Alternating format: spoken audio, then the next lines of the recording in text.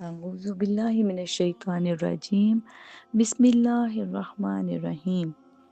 बहुत ही खूबसूरत सीक्वेंस, मेरे पास अल्फाज नहीं है कि खुदा तू क्या है।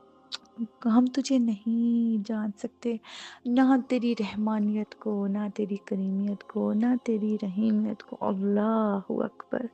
खुदाया तू कितना प्यारा है, खुदाया तू कितना अजीम है, कितनी खूबसूरत तेरी ये किताब है। इसके पढ़ने का अपना ही एक लुत्फ़ है, एक मज़ा है।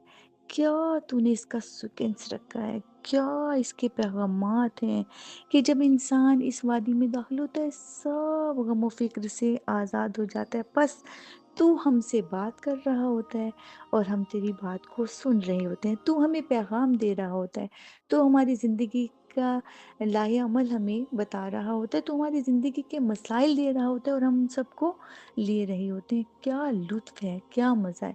खुदाया ये लज़्ज़त इबादत, ये लज़्ज़त मनाजात हमसे कभी भी ना छीनना। आज हम देखते हैं कि हमें सूरह कलम से और क्या-क्या खूबसूरत पैगामात मिलते हैं। हज़रत यूनुस का वाक़या है, सूरह सॉफ़ात की आयत नंबर 445 है।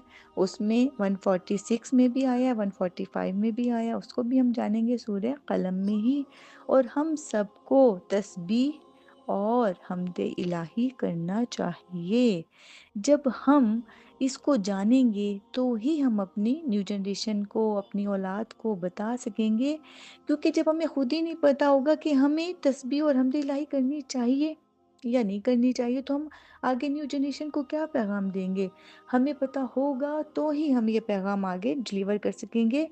सूरह कलम की आयत नंबर 46 था 50 हमें क्या पैगाम दे रही है कि हम सबको तस्बीह और हम्द इलाही करना चाहिए। इसकी तफसील को इंशाल्लाह हम जानेंगे जब हम सूरह कलम को पढ़ेंगे। और फिर हज़रत यूनुस का किस्सा सूरह अंबिया की आयत नंबर 87, 88 और सूरह सॉफ़ात में भी है, आयत नंबर 129 था 148 में। इन सब को हम जानेंगे इंशाल्लाह। फिर आगे है कि कुरान आमिलीन के लिए बेदारी के अलावा कुछ नहीं है, यानी कुरान हमें बेदार करता है बेशक। इसको भी हम जानेंगे जब हम सूरह कलम को पढ़ेंगे। फिर आगे कौम समूद की नाबूदी, तो इसका जो ज़िक्र है सूरह अराफ में भी आया है, सूरह हामीम सजदा की आयत नंबर 12 में, और सूरह अराफ की आयत नंबर 78 में आया है, सूरह हूद की आयत नंबर 67 में भी इसका ज़िक्र है। फिर नज़र बद के लिए तावीज़, अल्लाहु अकबर। हम कहते हैं हम परेशान हो रहे होते हैं, एक दूसरे से पूछ रहे होते हैं नज़र बद का कोई हल बताएं, नज़र बद क्या है और कैसे हम इसके लिए क्या कोई तावीज़ भी है।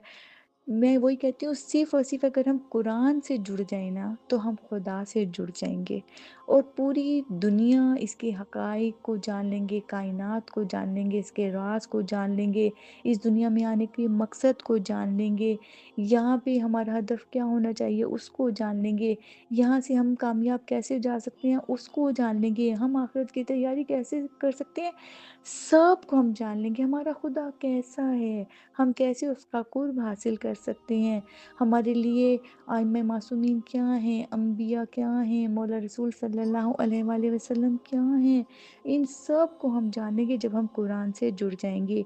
देखिए, नज़र बद के लिए तावीज़ और क्या नज़र बद की कोई हकीकत है, इसको भी हम जानेंगे सूरह कलम की आयत नंबर जब हम 51 और 52 को पढ़ेंगे। अल्लाहु अकबर।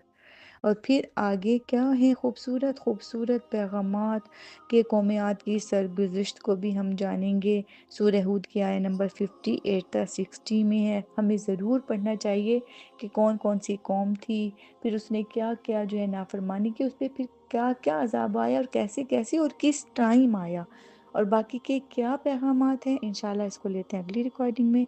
अल्लाह हाफ़िज़, अस्सलाम वालेकुम।